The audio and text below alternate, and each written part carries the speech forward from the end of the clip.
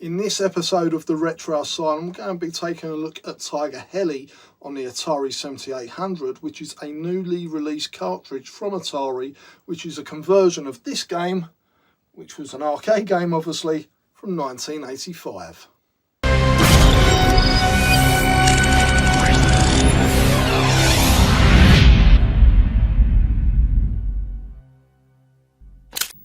Please note that for this review I'm actually using a genuine original Atari 7800. It is a PAL model and I will be capturing footage from a CRT, so you might see the odd black line go through the screen. You can't see that with a naked eye, and you definitely won't get that on a HDMI screen if you're using an Atari 2600 Plus or an Atari 7800 Plus.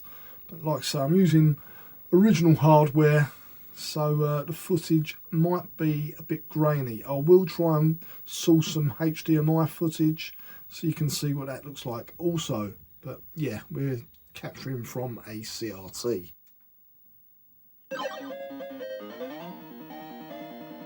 If someone 10 years ago had said to me that Atari would be publishing new cartridges for the Atari 7800 in 2025, I would have thought that that person was crazy. But here we are, and this new version of Atari is certainly delivering the goods. So, Heli. It's an officially licensed arcade conversion of the 1985 Towerplan classic that spawned two sequels, namely Twin Cobra 1 and 2. Maybe you've played one of those games. Storyline wise, you have to prevent World War III by using what is described as the most advanced stealth helicopter ever created.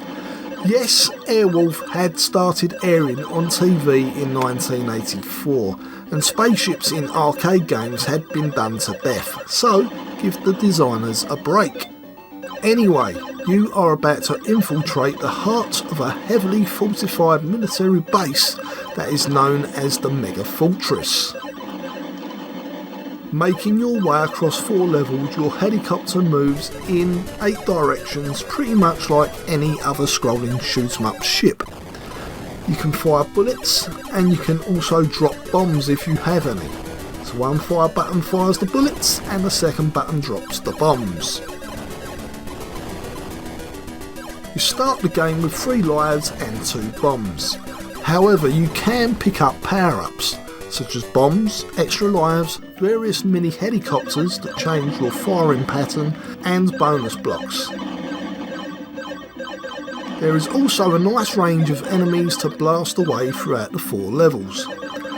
Graphically, the game is rather nice for a 7800 title, and there isn't any flickering, which the NES version of the same game was plagued with. The arcade version had a vertical screen. Here on the Atari 7800 it just uses the full screen.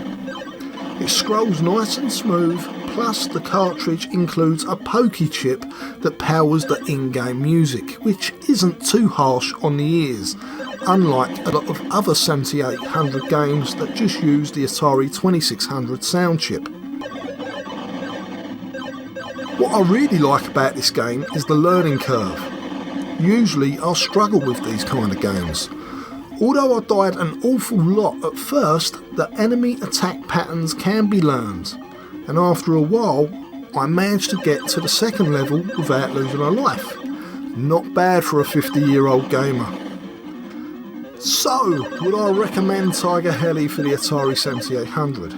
Oh yes, it's probably the best arcade style shoot 'em up on the system, and for the asking price of around 25 quid, I think you'll be getting value for money.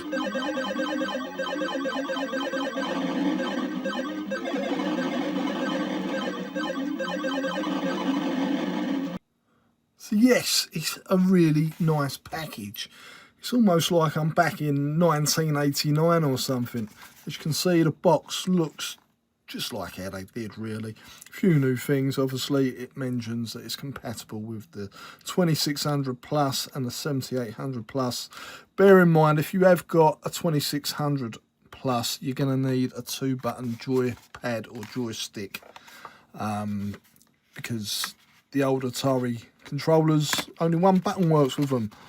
So you open it up, the cartridge comes in a sleeve, and there's also a set of instructions, all in colour, so even that's better than the old style instructions, because here in the UK at least, most of the instructions were in black and white.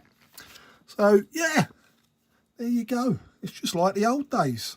So there you go. Will you be getting Tiger Heli for the Atari 7800? Let us know in the comment section below.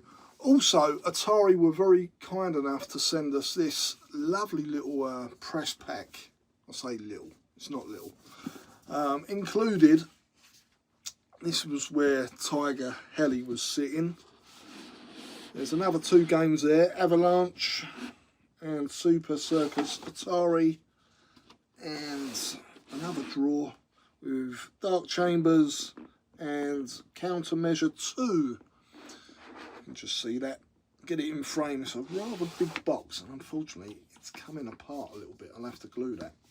But yeah, we'll be reviewing those fairly soon. So stay tuned, and if you haven't already, please do subscribe and give the video a like. I know I don't like saying that, but it really does help the channel out, because although we've been about for a long time, we've never really concentrated on our YouTube channel, and I want to try and change that a bit. We'll all be appearing, not trying to become some sort of YouTube megastar or anything. That's just not me.